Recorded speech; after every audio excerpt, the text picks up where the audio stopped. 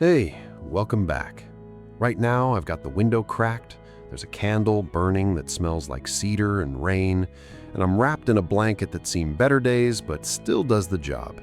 It's one of those nights where the house is quiet, except for the hum of the fridge and maybe a car passing every few minutes. Perfect night for this kind of episode, honestly, because tonight we're talking about revenge. Not the movie kind, not the kind with explosions and dramatic music. I'm talking about the real-life kind, the quiet, patient, almost surgical kind of payback that regular people pull off when they've been pushed just a little too far. The coworker who finally gets caught, the neighbor who finally gets what's coming, the family member who thought they could get away with it forever until they didn't. As always, these stories come from real people posting online, which means some of this is probably true down to the last detail. Some of it's been polished up a little in the retelling, and honestly, it doesn't matter. Because whether it happened exactly like this or not, it happened to somebody, somewhere, and that's close enough for a night like tonight. So, get comfortable, get cozy, and let's get into it. Our first story tonight is about a guy who spent a year and a half watching someone else take credit for his work and what happened when he finally decided to stop being quiet about it. I worked as a data analyst for a mid-sized logistics company, the kind of place where you never talk to the CEO, but you know his name because it's on the building. My direct manager was a guy named Trent. Trent had been promoted into management about 2 years before I got there, and from what I could tell, his main skill was making other people's work sound like his in a meeting. For the first 6 months, I didn't notice much. I was new, I was heads down. I figured that's just how corporate stuff worked. Everybody shares credit up the chain. But then I built this forecasting model. It took me about 3 weeks of after-hours work on top of my regular workload because I genuinely thought it would help the warehouse team stop over-ordering seasonal inventory. It worked. It cut our carrying costs by something like 11% in the first quarter it was used. Trent presented it to the VP of Operations as his own initiative, didn't mention my name once. I was sitting right there in the meeting. I told myself, okay, that's a one-time thing. Maybe he panicked, maybe he forgot, so I let it go. Then 2 months later, I put together a client-facing report that ended up getting forwarded to our biggest account, the kind of client whose name shows up in the company's annual report. Trent's name was on the email. Mine wasn't anywhere. Then it happened a third time. This one stung the worst. I'd flagged a shipping error that was about to cost the company something like $40,000 in expedited freight charges. Caught it on a Friday afternoon before anyone else even noticed the discrepancy. I emailed Trent immediately. He forwarded my exact findings to the director 2 hours later, word for word, and signed off with, "Great catch by my team, wanted to get ahead of this." My team, singular effort, zero mention of who actually found it. At that point, I decided to try doing this the normal way. I asked Trent for a one-on-one and told him as calmly as I could that I'd noticed a pattern where my contributions weren't being attributed in front of leadership and that it was starting to affect how I felt about my work here. He did the thing middle managers do, where they nod a lot and say things like, "I hear you," and "that's valuable feedback," without actually saying anything. Then he told me that as a manager, part of his job was representing the team's output and that I shouldn't take it personally. I took it personally. For the next few weeks, I did something really boring and really effective. I started documenting everything. Every project, every email, every Slack message, every meeting where I made a specific recommendation. I saved it, time-stamped it, filed it away in a personal folder on my own cloud drive that had nothing to do with company servers. I wasn't trying to build a legal case. I was just tired of my own memory being the only proof I had that any of this actually happened. The breaking point came about 5 months after that conversation. There was a major client renewal on the line, a contract worth close to $2 million a year, and leadership wanted a presentation on how our department had improved efficiency over the past year to help justify the renewal. Trent asked me to help pull some numbers together for his deck. I spent an entire weekend building not just numbers, but the actual narrative structure of the presentation, the slide logic, even suggested talking points, because I wanted this account to renew. I actually cared about the outcome. Monday morning, Trent thanked me in a 2-line Slack message and told me my notes were helpful. Then he told me I wouldn't be needed in the actual client meeting, that it was leadership and directors only. I sat at my desk after reading that message and just felt something click into place. Not anger exactly, more like clarity. I didn't sabotage anything. I didn't leak anything to the client. What I did was smaller and honestly more American than that. I made sure the truth was sitting right where someone important would eventually trip over it. A few days before the big client meeting, I sent a routine status update to my actual skip-level manager, the director 2 levels above Trent, someone I rarely spoke to directly but who was CC'd on enough threads to know who I was.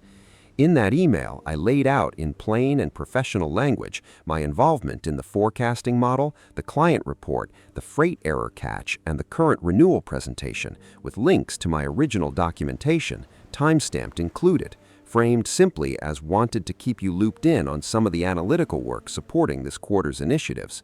No accusations, no mention of Trent by name in a negative light, just facts, dated, sourced, sitting there in black and white.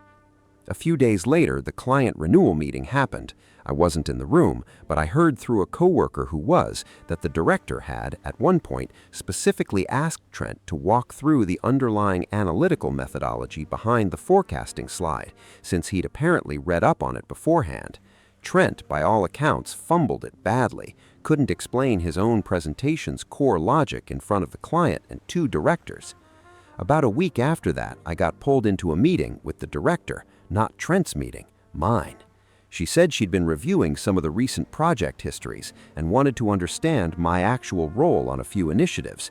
I answered honestly, calmly, no dramatics, just walked her through my documentation folder in real time. 3 weeks later, there was a restructuring announcement. Trent was moved into an individual contributor role on a different team, no direct reports, and I was promoted into a senior analyst position reporting directly to the director. My compensation went up by about $18,000 a year. Trent's, from what I heard through the grapevine, did not. The most satisfying part wasn't even the promotion. It was running into Trent in the break room about a month later and him asking, almost sheepishly, how I'd gotten on the director's radar so fast. I just told him I'd been doing good work the whole time, which was true. He just hadn't been the one telling anyone about it. I've thought about it a lot since then, and here's what I keep coming back to. Nobody ever has to steal your work if you make sure your name is already written all over it. Man, that email to the skip-level manager is such a perfect move, right? No drama, no confrontation, just quietly making sure the paper trail existed in the right inbox before it mattered. That's the kind of revenge that doesn't even feel like revenge while you're doing it. It just feels like doing your job properly, and then the universe handles the rest. Our next story keeps that same slow burn energy, but trades the office for a cul-de-sac, because apparently giving some people a tiny bit of power over a homeowners association turns them into a completely different species of human being. I need to set the scene here because it matters. My neighborhood was one of those newer developments, maybe 60 houses, built around a little retention pond that the HOA called a lake in all the marketing material. My HOA president was a woman named Deborah, mid-50s, retired from some kind of corporate compliance job, and she ran that neighborhood board like she was still auditing a Fortune 500 company. For the first year I lived there, Deborah and I had a totally normal relationship. Waved at each other, made small talk about lawn care, nothing dramatic. Things changed after I put up a wooden swing set for my daughter's 5th birthday. Within 4 days, I got a violation notice in my mailbox citing a bylaw about structures visible from the street requiring board approval, even though I could see at least 3 other swing sets on my street that had clearly never been through any approval process. I called Deborah directly, tried to sort it out like a reasonable adult.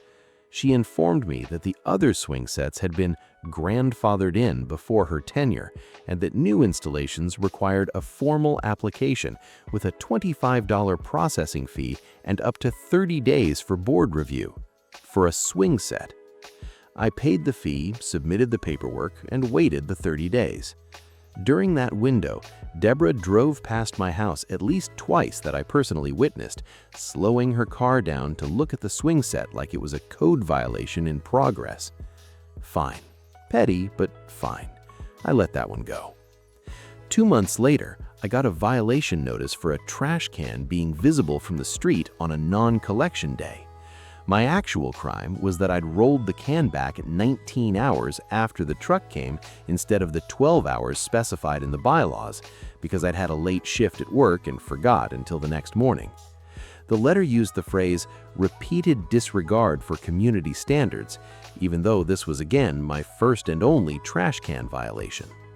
Then came the mailbox incident, which is honestly where things really started sliding downhill. My mailbox post had cracked after a storm knocked a branch into it, and I hadn't replaced it yet because I was waiting on a part to come in. Deborah personally left a note taped to my front door, not mailed, hand-delivered, taped directly to the door, saying that unsightly infrastructure reflects poorly on all of our property values, and that I had 10 days to fix it or face a fine of $100 per week. I tried the reasonable route one more time. I went to an actual board meeting, sat in the little folding chair in the community clubhouse, and calmly asked whether the enforcement of bylaws could be applied more consistently across the neighborhood, since I'd noticed several other properties with more significant issues that never seemed to get letters. Deborah, in front of the entire board and about a dozen other residents, told me that some homeowners simply choose not to comply with community standards, and that if I had a specific complaint about a neighbor, I was welcome to file it in writing. That was the breaking point right there, in that clubhouse. Not because it was the worst violation notice, because of how she said it, like I was the problem for asking a fair question in a room full of people. So I decided to file a complaint, in writing, exactly like she told me to. Over the next 3 weeks, I did something extremely boring and extremely legal. I walked the entire neighborhood twice at different times of day with a notepad and my phone camera, and I documented every single bylaw violation I could find, dated and photographed, the same way Deborah had been documenting mine. Overgrown hedges past the height limit, an RV parked in a driveway for way longer than the 72-hour limit, a basketball hoop installed without board approval, a shed that clearly violated setback rules, and, this is the part I really enjoyed, Deborah's own house, which had an unregistered fence extension in the back that had never gone through the architectural review process, something I only knew about because I'd once helped her husband move a delivery of lumber into their backyard. I submitted every single complaint through the official HOA portal, in writing, exactly as instructed, complete with photos and dates, including the one about Deborah's own fence.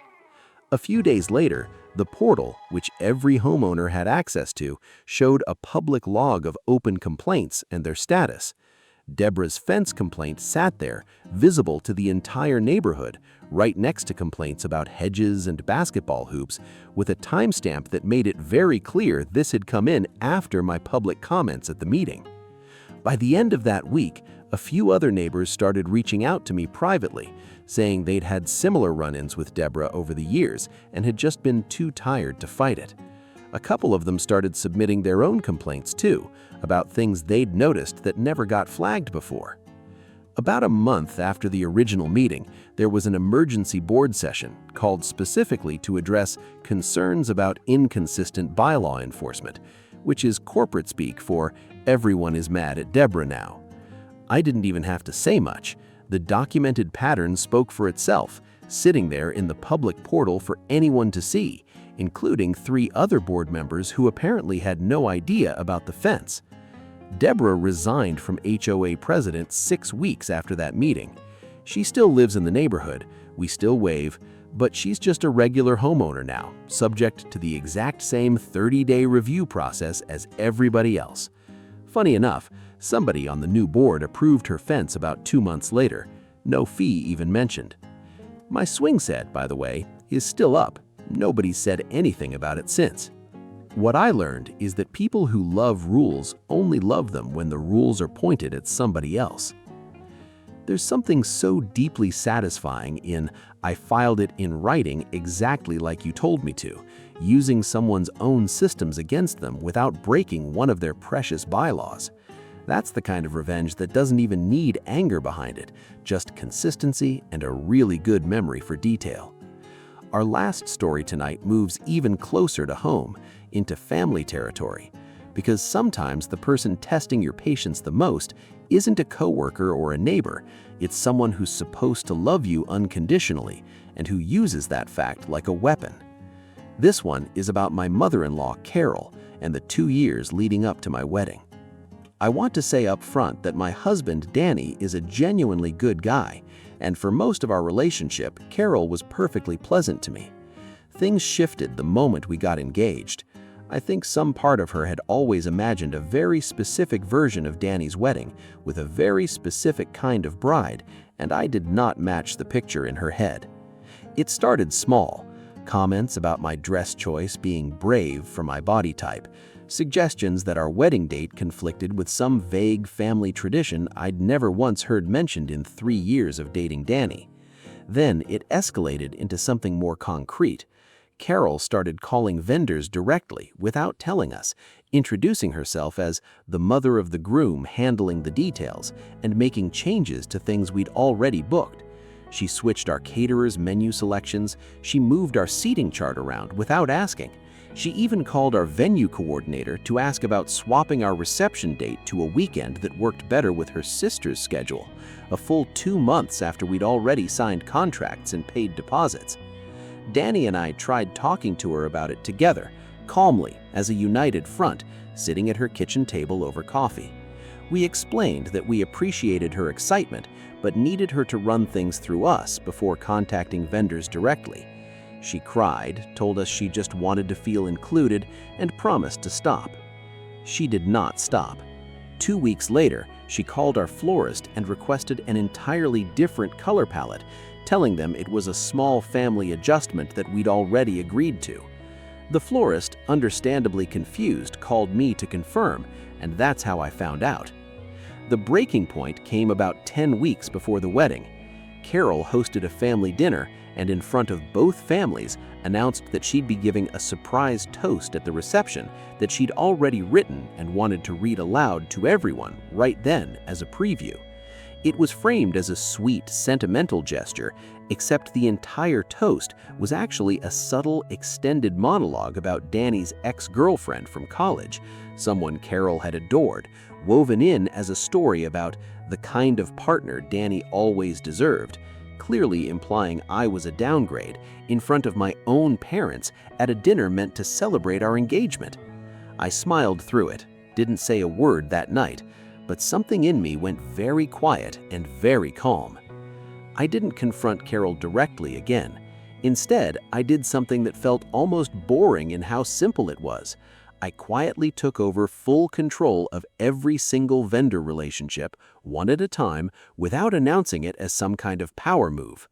I called each vendor personally, thanked them for their patience, and asked them very directly and very politely that from this point forward, all communication regarding our wedding should come through me and Danny exclusively, and that any request coming from anyone else, regardless of what relationship they claimed to us, should be confirmed with us before any changes were made. I put this in writing, in email to every vendor, so there'd be no confusion later. A few days after that, Carol tried calling the caterer again. The caterer, following my written instructions to the letter, told her politely that they were no longer able to accept changes from anyone besides the couple directly and referred her back to me. By the end of that same week, Carol called Danny, furious, accusing me of cutting her out and controlling the wedding.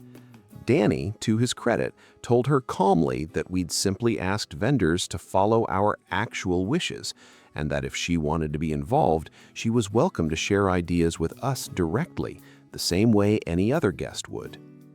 About a month after that dinner, we had our final walkthrough with the venue coordinator, and Carol showed up uninvited, having somehow gotten the date and time from a family group chat.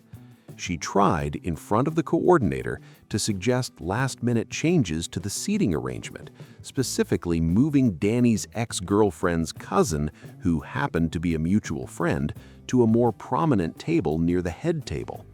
The coordinator, who by now had my written instructions on file, simply looked at me and asked if that was something we wanted. I said no, calmly, in front of Carol, and the coordinator noted it and moved on, like it was the most normal exchange in the world. That was the moment, I think, where Carol finally understood that the ground had shifted, not through a fight, not through anger, just through a system that no longer had a door for her to walk through unannounced. The wedding happened 3 weeks later. Carol gave a short, appropriate toast, nothing like the one she'd previewed at that dinner. I don't know if she rewrote it out of genuine reflection or simple damage control, and honestly, at that point, I didn't care which. The seating chart stayed exactly as we designed it. The flowers with the colors we picked. Every vendor followed our instructions because we were the ones who'd actually asked for them in writing months before Carol ever tried to override us.